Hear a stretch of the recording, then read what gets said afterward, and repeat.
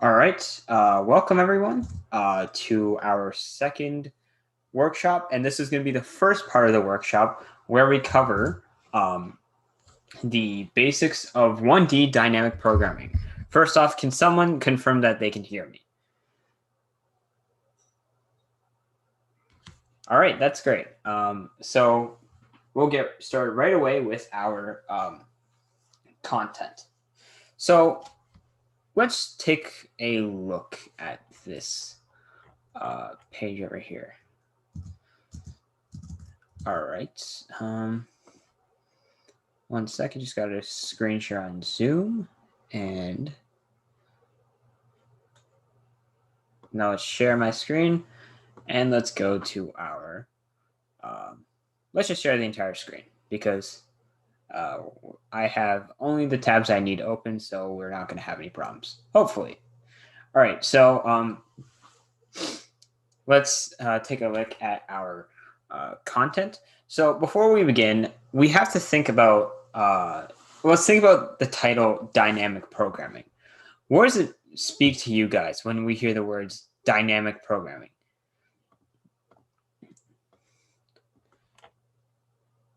Oh, sorry about that. I did not release a checking code at all. Let's put the checking code right here. And we're going to make it really big. Check-in code. You guys need to put yourselves to check-in code so we know that you came into the meeting. So this is the check-in code. Please do that right now. Actually, I'll give you guys 5 minutes or 3 to 5 minutes to do that. And then I'll ask again in a few minutes whether everyone's gone into the check-in code.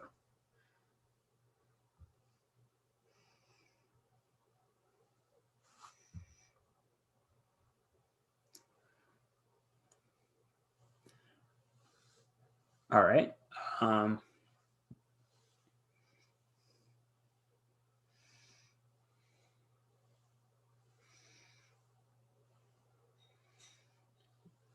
All right, so while people are checking themselves in, yeah, we'll just continue our conversation dynamic programming. So let's see the guesses here. Somehow changes. A program that makes something automatically. Programming that's dynamic. Dorothy, that's a really good one. Automation. So you guys have pretty good guesses based off of what the word dynamic means. And yeah, that's honestly some pretty good guesses. When I first heard of the concept of dynamic programming, I had no idea what the word dynamic meant, or it's like one of those words where you think you know it, but then you actually think about it and you don't know it. So yeah, so dynamic programming it's not something that can easily be explained until we give a good example of how to manipulate it. And that's why I'm not going to give a full-on definition of it as of now, and I'm going to wait until a bit later. Okay, so quickly, is anyone else not checked in yet? If you just joined the meeting, please check in. Actually, please tell me first if you have not checked in, because you need to have this in order to receive your credibility that you came to the meeting. So if you haven't already, enter in the chat that you haven't done so, and then if not, then we will start the meeting, or we'll actually start the actual content rather than just talking about dynamic programming itself. Okay, it seems that no one has been doing anything and been letting me know that there's any issues with the check-in code. So I'm okay. So we have 56 out of 70 that are checked in right now. So keep doing that, and we're pretty good, 80% rate. So we'll wait another like 30 seconds until we start the content. So remember, guys, check in if you haven't already. The code is right up here, and the checking code has been put in the chat earlier. If you want to just copy paste it, I'll put it one more time. For everyone to do it, check in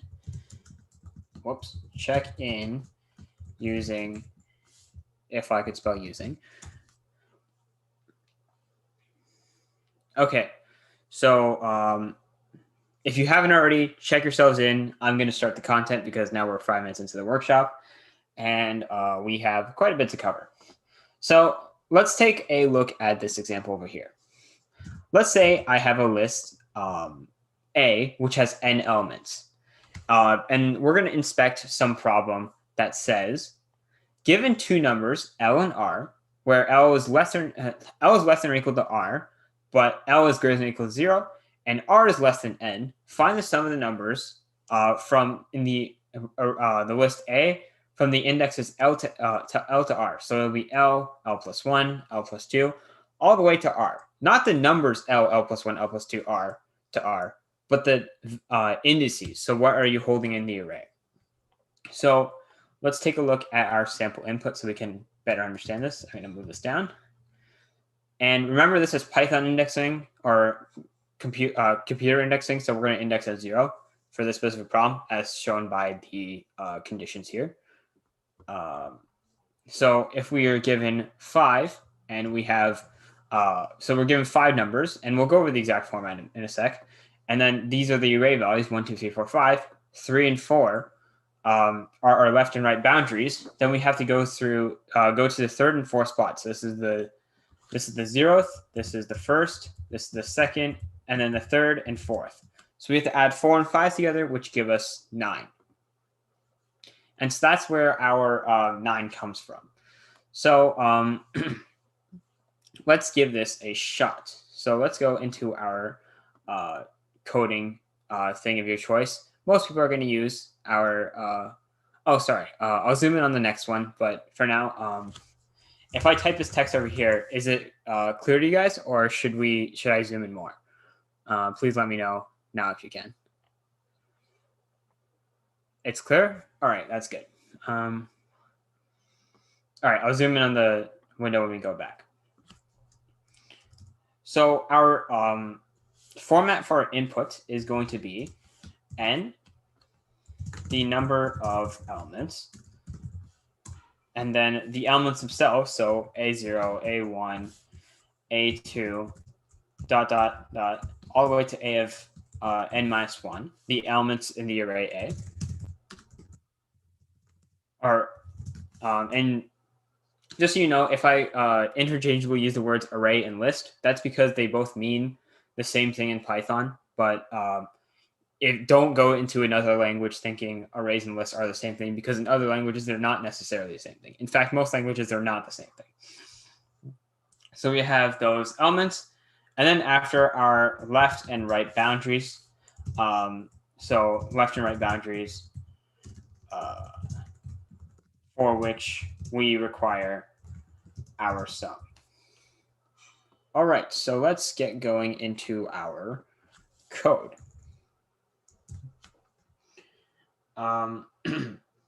So first off, we want to initialize our n value and take it in. So since it was just a singular line with just n, it's going to be n equals int input. And remember that when we were doing competitive programming, we specifically do not want to ask them for input. So as in like int input, please enter a number. That's not something we want to do, because in competitive programming, how it works is they just give you the numbers and you need a result. That's just how most requests work. So we do not need to, we actually should not tell them to give us some number with actual words. Like just by using the int input, when you're using algorithms in real life, they're just going to pass the values in and expect the values. They're not going to need to require you to tell them, hey, please enter a number, because they know how the algorithm works. So please do not do this. And on our contest, we specifically do not want you to do that, because otherwise you're going to get the question wrong. Even if your content was correct, if you have requesting for input, then it's going to be marked as incorrect. And then after, we can get our values for the array.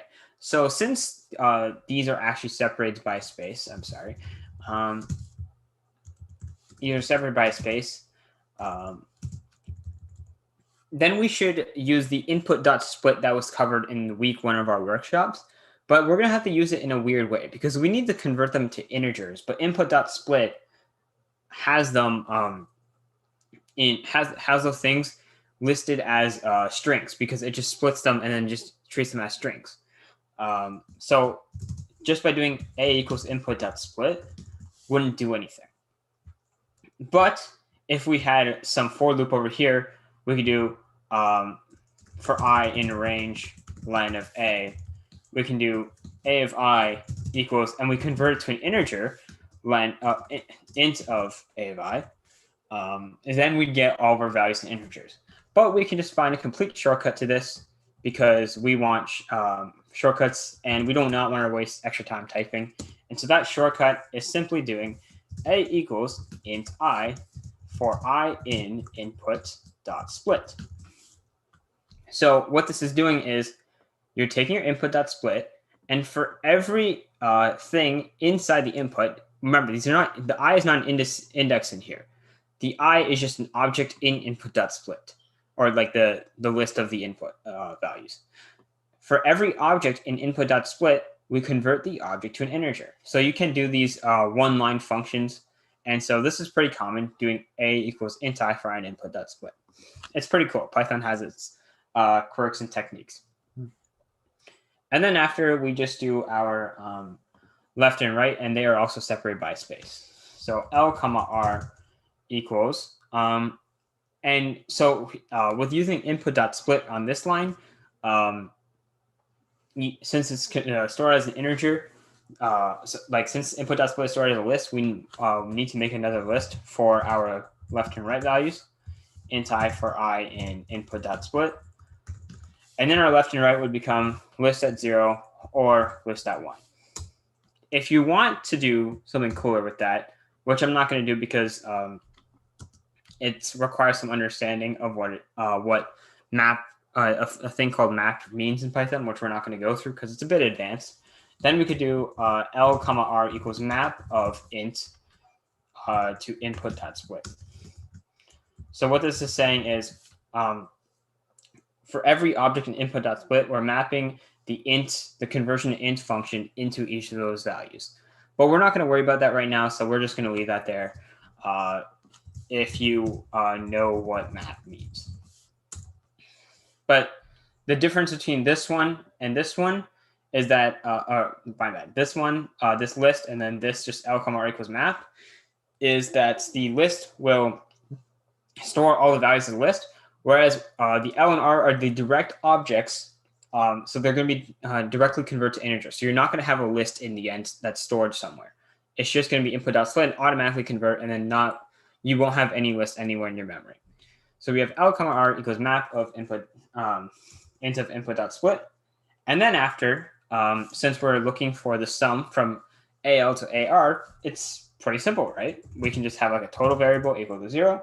And then so for I in range L comma, and make sure we're not doing R for I in range L comma R, because the for loop, our for loop does not end at the value on the right.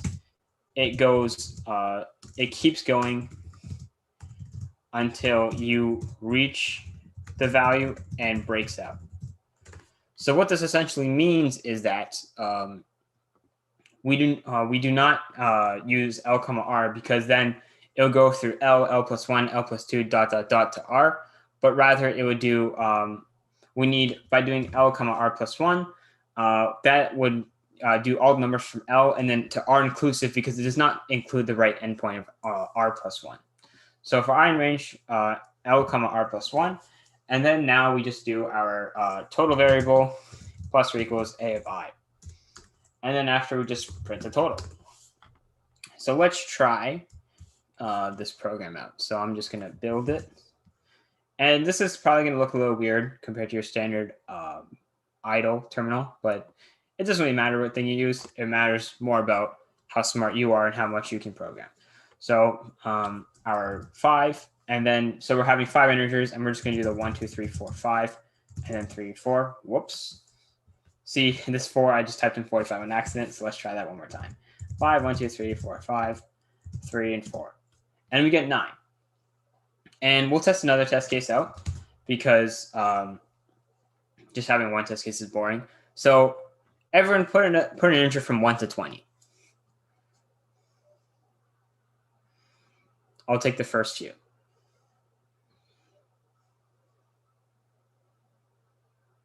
Okay, so let's go with 7 integers, and we'll just go in the order that they came in.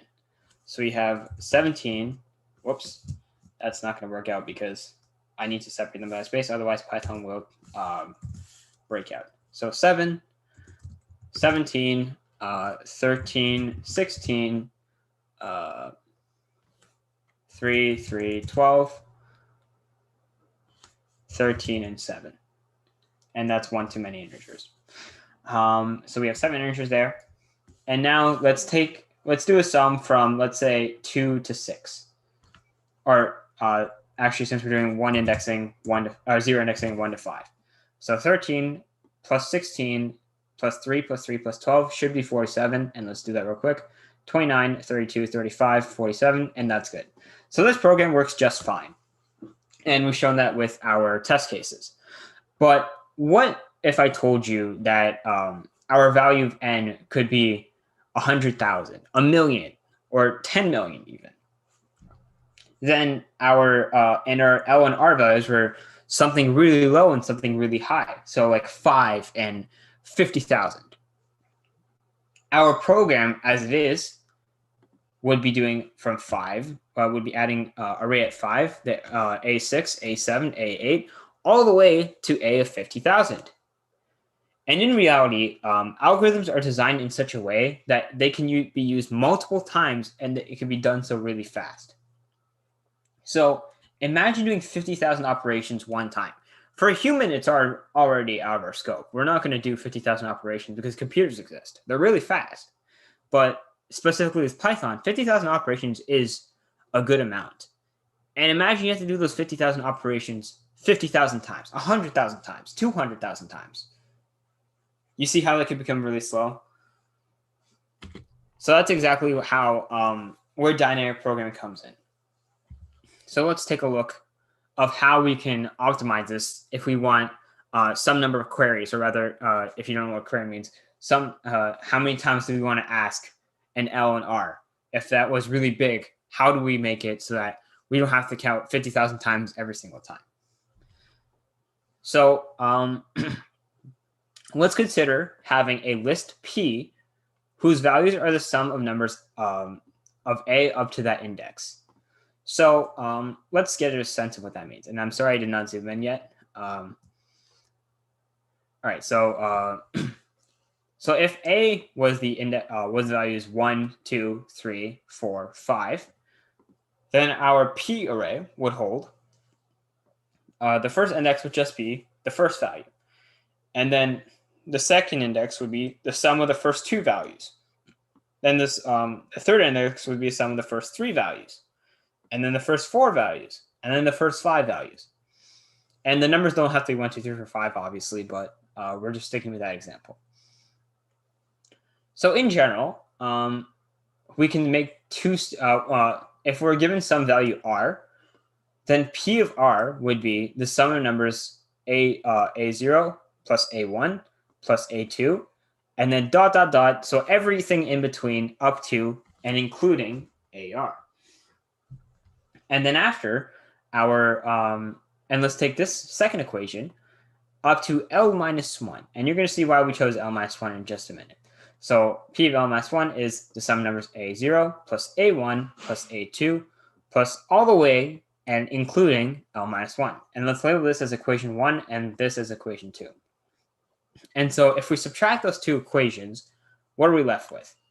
So we subtract on the left side PR minus P of L minus 1 equals, and then so the right side we subtract the equations. So we have A0 plus A1 plus A2 plus dot, dot, dot plus AR minus, and in brackets, A0 plus A1 plus A2 plus dot, dot, dot to A of L minus 1. So, and if you don't understand the exact way of the subtracting equations, this is something that's usually covered in like grade 9, because I know we do have some young people in here, and that's okay. Shout out to you guys for starting programming early. That's really good.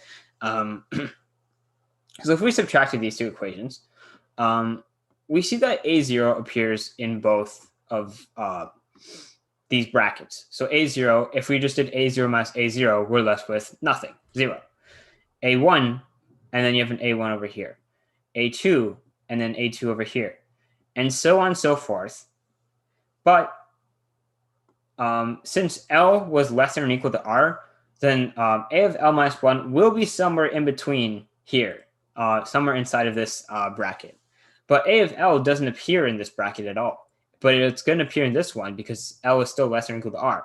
So the values A of L plus 1, A of L plus 2, all the way to A of R are not in this second bracket, whereas everything else will cancel out when you expand. So that means that P of R minus P of L minus 1 will be A of L plus A of L plus 1 plus A of L plus 2 plus dot, dot, dot to A of R, which is exactly what we were looking for. So instead of having to do the exact values of actually like finding the totals and then taking the values L and R and you're adding everything up, storing a total variable and doing that every single time, now we have a faster way to do that. And so instead of doing that building up and creating a total variable every time, as long as we have this P array, then we can just do it immediately. So let's go and see what that's going to look like. We'll keep this code over here and just go to the bottom. Let's comment this out and comment this out. So we just have a fresh start at the bottom. So we have our n is our int input, and then our a is int I for I and input dot split. And now we need our P array. So our first, if we go back over here, our first thing was just the first number. So if I wanted to put the first element, what would that value be? P dot append, what am I going to append? Someone want to give an answer? Not necessarily, because this is just the example of array A. If our first value was 6, then what would I be putting here? Exactly. It's got to be A of 0. Because that's the first value. Yes, that.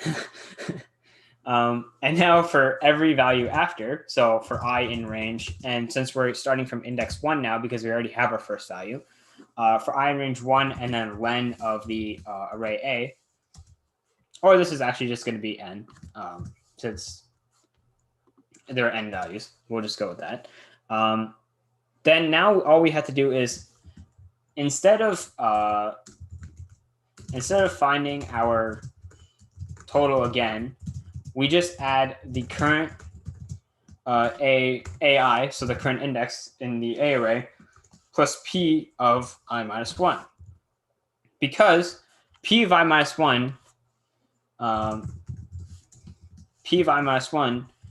is already equal to A of I minus 1 plus A of I minus 2 plus dot, dot, dot, all the way to A0. So if I add these together, and I just add A of I to it, because P of I minus 1 is in that statement, then I'm going to have the sum numbers from A0 to A1 to all the way to AI. So literally it's just going to be P dot append of P of I minus 1 plus A of I. Yes, it is getting dynamic. And if you don't understand the definition of dynamic, if you're not exactly understanding definition of dynamic programming, that's okay because I never explicitly said it. So now we have our P array, and then now we can just take our L and R values, or actually let's just take our list and get our L and R values from there.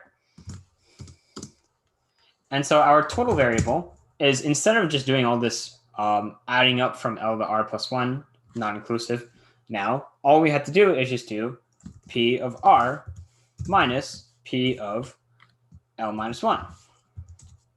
And there we go. we can just print the total. And let's test this test case one more time. Let's copy this in here, Control-N, and let's test this out. Whoops, the test case does not copy, but we'll just do it manually. So, so we had 7, and then we had 17, 13, 16, 3, 3, 12, 13. And then our index was 1 to 5. And our second test case was the boring one, 5, 1, 2, 3, 4, 5. Whoops. And then we have 3 and 4 as our indexes. And now let's test that out. So let's do the fun one first.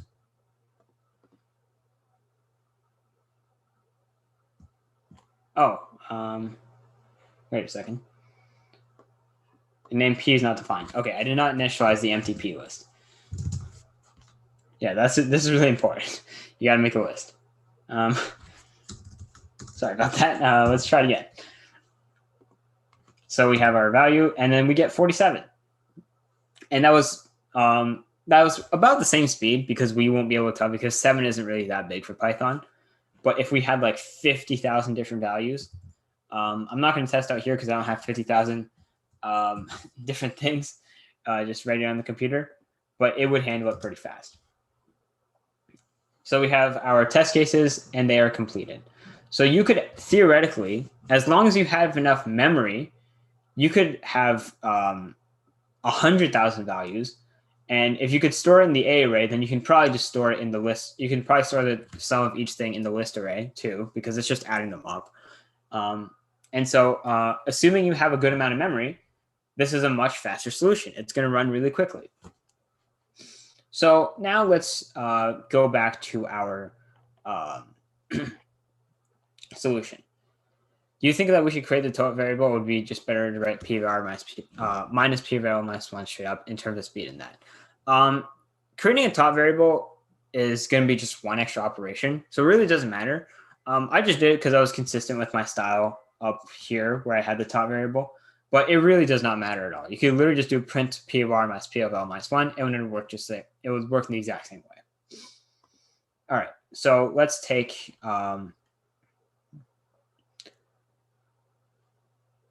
Python in general is pretty fast. It's just more, it's not worried about the number. I'm sorry, it's like the complexity of operations usually won't get that big in comparative programming. It's the more of the number of operations. And it has to get into the tens of thousands and hundreds of thousands to be really significant. And so when you get there, then you should be counting, hey, I should save time by reducing these operations by half because we're saving 5,000 operations. And like that would make a huge difference. But just one operation wouldn't be that bad. All right, so now instead of a for loop that could get really large, we had a single calculation that could be completed in literally an instant. So the idea of how we broke down a long and a complex problem into a much simpler problem by storing values is what dynamic programming is. It's using some stored calculation, some stored values in some way to make our question a lot easier to solve, and it's a lot quicker. So this example of what we did of doing p var minus p of l minus 1, and actually how we made p the sum of the indexes up to that point, that p array is actually known as the prefix sum array. So if you search up on Google prefix sum array, you don't have to do it right now, but if you search up on Google prefix sum array, then you would find that this is exactly what it is, and this concept is pretty common in just developing programs in general. So this is a really good way to save time in such a small question. All right, so now we've gotten to our prefix sum array. Let's look at our next example. Given an array of positive integers, find a subset with the maximal sum. And if you don't know what a subset is, it's just you just pick and choose some numbers from your set of numbers or your array or list of numbers. But the condition is, in this subset, there cannot be two elements of the subset which were adjacent in the original array. All right. So if that's not clear to you, let's just have a list of numbers: A0, A1, A2, A3, A4, A5, and let's say it just goes up to A6. Subset. So we could take almost any combination of these. So we could just take A1, A3, A5. And that would be a subset because we took values from the array. And so these would hold specific values like 17, 13, and 12, or whatever. But the condition here is that there can in the subset, there cannot be two elements that were adjacent in the original array. So I can't take A1 and A2 and A6. And that reason is because A1 and A2 were right next to each other. So that's what the problem is saying. We need to have some subset of numbers such that the sum of that subset is the maximum of all the possible subsets that you use, with the condition that the subset has no two elements that were adjacent to the original array. So let's look at our test case. So our first line is our input, n, just the number of numbers. And then the values A0, A1, A2, all the way to A of n minus 1. And they're separated by a space. So now we have restrictions over here. N is less than or equal to 100,000. AI is less than or equal to 1,000. And then you just output a single integer that contains a maximum sum. And so in this case, our output was 20. And we get that from doing 4, 6, and 10, and to make 20. But just alternating numbers isn't necessarily the most efficient way. Because sometimes, let's say we have 19. If we had these values, instead of doing 4, 6, and 10, instead you don't take this number and you do 5, 9, and 19. And so you can't necessarily generalize just by doing, hey, we can just do every alternating array from starting from the first element, or every alternating array from every alternating number from the second element, because that won't necessarily work, because sometimes there's a much higher value that you'd rather take. For example, if we took 30 over here, then by doing 4, 6, 10, and 19, you jump over 30, which has a much higher value, and that should be included in your optimal solution. So let's just go back to our original values. So you can't necessarily just make a conclusion that you can take the alternating numbers just in general, but instead we have to use some thinking. So if we thought of it as a function of the maximum sum up until, for the maximum sum that we can make by having a subset from the first I numbers, so max sum of 3 would be the 0th, 1st, 2nd, and 3rd, so these 4, then we can make a relation with max sum of I related to some of the previous values that we had. So at every point, at every value, you have two options. You either take the current number or you don't take that current number. So max sum of 3 would be, if we took the current number, then we can't use I minus 1. So that means that the max sum at, up until I would be all the numbers from I minus 2 and behind, so 2 numbers in back, so that function I maximum I minus 2 plus the current value. And so that'd be maximum I equals maximum I minus 2 plus A of I. And then our other option is, let's not take the current number, and so our maximum sum up until this point is just the maximum sum up until the last point, maximum of I minus 1. And so if we continuously use this relation, then we could find all the values. We could find the maximum subset sum. So this function max sum is just a greedy thing where we just do, it's either going to be max sum of I minus 2 plus the array of I, so taking the current element, or not taking the current element. And so whichever one of those values is higher is the one we take, so that's why we use max over here. So let's see what that looks like in our program. Let's go to max sum. And so let's get our n equals int input. And then after our a value, our a array is just int I for I in input.split.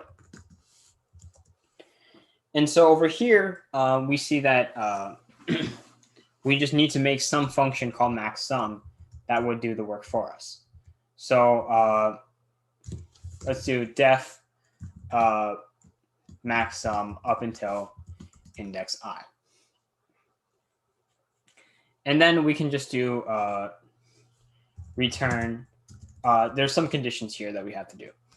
And so in general, what we said was maximum of I would be the maximum of maximum of A minus 2 plus A of I, or maximum of I minus 1. So let's just put that in here. And so if we didn't have any problems, or if we satisfied all the conditions, then that would be the thing we were looking for. However, it's a bit more complicated than that, because we need to have conditions, because if we're at maximum of 0, then we can't go back to I minus 2, because 0 minus 2 is negative 2, and that's just not in the array. Or 0 minus 1 is negative 1. So we need to make sure that we're within the boundaries.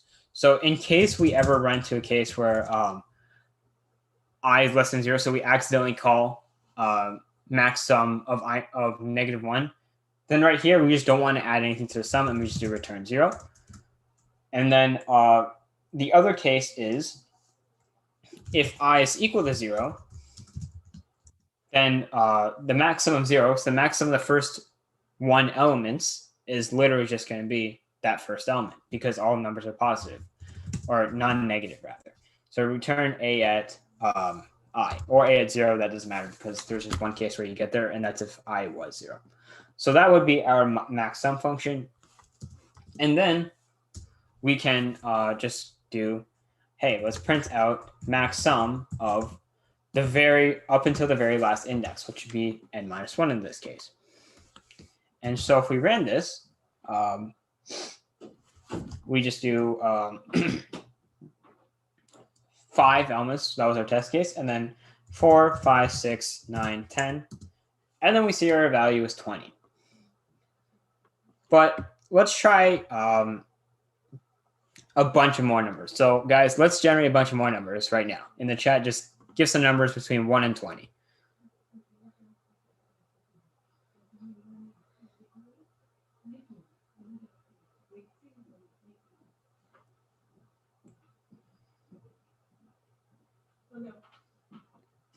Okay, we're getting a lot of numbers, so I'm actually going to type a lot of them this time, just so we can get a good visualization for whether this thing is actually good for really fast, a large number of calculations. And remember, this isn't necessarily how big test cases would get. They could get a lot bigger, but we're just going to stick with this because we do not want to be typing here all day. So if you haven't already, just stop typing now, because otherwise this is going to be a lot to type. 13, 13, 13. And then we have 1, 17, 8. Whoops, there should be a space there. And then we have 6, 12, 3. 6, 18, 13. 1, 6, 15, 38. 23, 2, 6, 10. 17, 6, 18, 11, 3. Wow, you guys typed a lot of numbers. 45, 6. And remember, we want to do positive integers, so I'm going to skip the negative 100. Actually, let's just put 100. That's fine. 12, 4, 5. And then, okay, now we have a lot of numbers. Okay, so I'm just going to stop here because otherwise, okay, 49 new messages. That's a lot. That's going to be a lot to type. And we do not want to be here all day. So how many numbers is that? 1, 2, 3, 4, 5, 6, 7, 8, 9, 10, 11, 12, 13, 14, 15, 16, 17, 18, 19, 20, 21, 22, 23, 24, 25, 26, 27, 28, 29, 30, 31, 32, 33, 34, 35, 36, 37, 38, 39, 40, 41. 41. I really hope what happens if you put in negative numbers? It's just out of the restrictions of this problem given over here. given array of positive integers. But what would happen is the case where all of your numbers are negative, then what would happen is it's best to just not take any of the numbers, because having a non-negative value is higher than having a non-negative value. Is higher than having some negative number. So actually what ended up happening is your subset would just be nothing. And that is a valid subset unless stated otherwise in the problem. So let's actually, you know what? I don't trust my counting skills. So let's actually print out the length of this list. So I'm just going to make a quick program to do that. So list equals int I for I and input.split. And then let's just print the length of the list. You can see how coding can sometimes just save you if you're really lazy in certain aspects like I am, or rather you don't trust yourself. Okay, yeah, so I was actually right, 41, yay. Now let's go back to our code. And so we have 41 values here. And let's see how fast or slow this is going to be.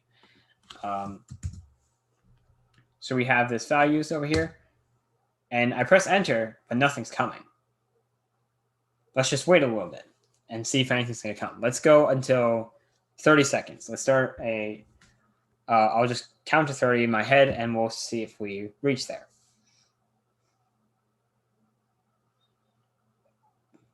Sure, countdown right now. We're at 20 seconds. So just count from, all right, let's just go with 30.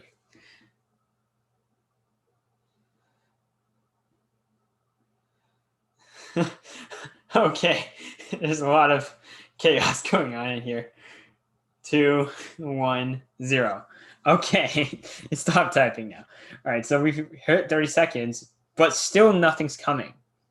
So let's just pause it. And let's think about why it never came, or it took forever to generate an answer. It still never came. So let's visualize this over here.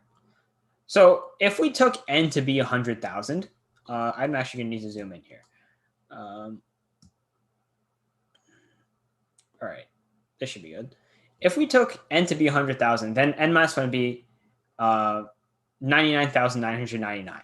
And so since our max sum function always asked for maximum I minus 2, maximum I minus 1, then that means in the call trace, or like the call trace is literally the stack of what things are being called in the Python program. I minus 1 would be 99,998. I minus 2 would be 99,997. Yes, you definitely did set a new record of messages sent in 1 minute. And so in this 99,998, this would be further divided to 99,997, and then 99,996. And then this would be divided into 9,996 and 99,995. And so that tree just keeps going and just getting bigger, bigger, bigger. But look at our values. They're still only maximum 7 away from our original n value. So this tree that we're developing, this tree of calls, this huge stack trace that we're making is almost impossible for our Python program to compile. And this will keep going down forever and ever and ever until we reach I is either less than 0 or I is equal to 0. And so in fact, there are actually going to be about 2 to the power of 41 calls. And so let's see what 2 to the power of 41 is. Not 1 to the power of 41. That's really small. Something in the billions? Trillions? Trillions, yeah. 2 trillion calls. 2.2 trillion calls. I might be wrong. Yeah, plus E would be, plus E is just E notation. It's just to the power of 10. But 2.2 trillion calls. And it could be more than that depending on how bad I'm at reading exponents. But that's not the point here. So that's a lot of calls for a Python program. And let's look back to our calls. So we have, let's look at how many times 99,995 is appearing. So it appears right over here, right over here, right over here, and right over here. So in total, there are 4 calls of 99,995. And so every single time we call max sum of that value, we have to go into that tree and compute it every single time. And that's just really, really bad for our program. So instead, if we just stored the values of the max sum, then our answer would be a lot faster and we'd get our answer immediately.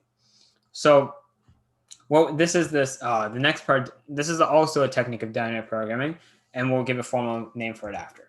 So let's give it max sum list equals, and then we'll do -1 for I in range n. And I'll show you the reason why I do this. So so now over here, let's take this out. So we can just have 0 and a of I if I is equal to 0 or less than 0. But now if we have the value stored in our max sum list, then we can just do return max sum list of the current index. But it's not necessarily stored in there. So we have to do if max sum list at I equals -1. This means that the value has not been stored in the array yet, or the list yet. And yes, this will be posted later on. The whole document will be posted there too. If max sum list of I equals -1, then we do our computation. Return max of, and I just completely erased it. So let's go back and get it. Return max of max of I minus 2 plus a of I, comma max sum of I minus 1. But actually, then we're not storing max sum of list of I. So let's actually just do max sum list at index I equals that max value. And so if it's not already in the array, then it's going to be in there after. And then after this, we'll jump in here and return that value. So every single time, what's going to happen is it's going to go through this recursive call, then realize, hey, wait a second, this is actually in the array already. And then it's going to run a lot faster. So let's see what this is going to look like in our program. So let's copy our sample input. 393. And notice how that was quite literally instantaneous. It ran really quickly compared to when we were learning how to count for 30 seconds. So this was a much, much faster implementation of what we had. And this made our program really efficient. And yes, this is another example of dynamic programming. And let's go back to our document. And this idea of storing previous values to prevent repetitive recursive calls is memoization, not memorization, memoization. And so this is a recursive function after all, because it's calling previous value. It's calling previous function. It's calling the same function, but with different values every time. So it is a recursive function. And so to prevent that from happening, we're just going to store the value in some array, and that's memoization. And so these are the two most used cases of dynamic programming. And so if you're feeling somewhat confident with the content, then I recommend that you give some of these problems a try. But make sure that you're staying tuned for our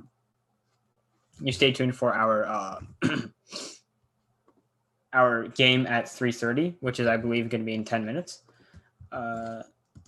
Yeah, okay. So you can try those problems. I'll be sure to we'll be sure to send this to the hack pack, and then you'll be able to see all of this content with all the code and all the explanations that went through. And later on, this will be recording. Did I not record the meeting? That's not good. It was streamed on YouTube. Oh, okay, that's good then. Then that'll be good. The hack pack it's just gonna be a document of all the lessons that's gonna be there. So Yang's first lesson is gonna be on there, and now my second lesson will be on there. And so how we're doing it is we're gonna have the lessons updated as the workshops are completed. So you won't see lesson 3 being updated right now because we haven't done that lesson yet. Or actually, it's the second part to the lesson. So technically, it's this 2B, lesson 2B, if you want to call it that. But I'm pretty sure we call it lesson 3. But that doesn't really matter.